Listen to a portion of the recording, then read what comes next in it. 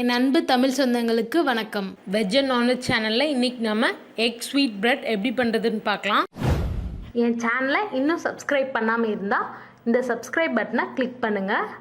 மறக்காமல் இந்த bell சிம்பிளையும் click பண்ணுங்கள். என் ரெசிபி உங்களை தேடி வரும். அதுக்கு ஒரு பாத்திரம் வச்சு அதில் 2 முட்டையை உடச்சி ஊற்றிக்கோங்க.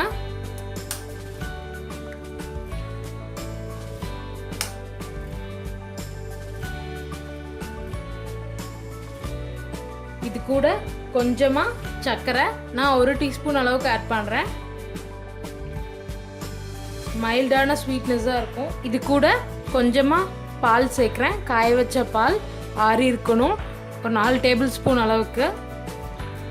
நீங்கள் முட்டை ஜாஸ்தியாக எடுத்துக்கிட்டிங்கன்னா ஜாஸ்தியாக பால் சேர்த்துக்கோங்க. இது நல்லா பீட் பண்ணிடலாம். இப்போ இதில் நம்ம எடுத்து வச்சுருக்க ப்ரெட் ஸ்லைஸை நினச்சி தோசைக்கல்லில் போட்டுடலாம். இப்போ நம்ம எடுத்து வச்சுருக்க ப்ரெட் ஸ்லைஸில் இதில் டிப் பண்ணி தோசைக்கல்லில் போட்டுடலாம்.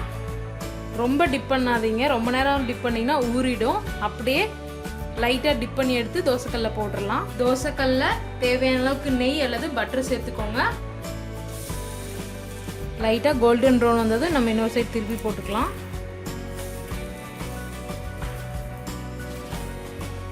இது நீங்கள் மார்னிங் டிஃபனாகவும் எடுத்துக்கலாம் அல்லது ஒரு ஸ்நாக்காகவும் எடுத்துக்கலாம். ரொம்பவே பண்ணுறது ஈஸி. கொஞ்சமாக நெய் ஆட் பண்ணிக்கலாம். 2 பக்கமும் இந்த மாதிரி கோல்டன் ப்ரௌன் ஆனதும் எடுத்துடலாம்.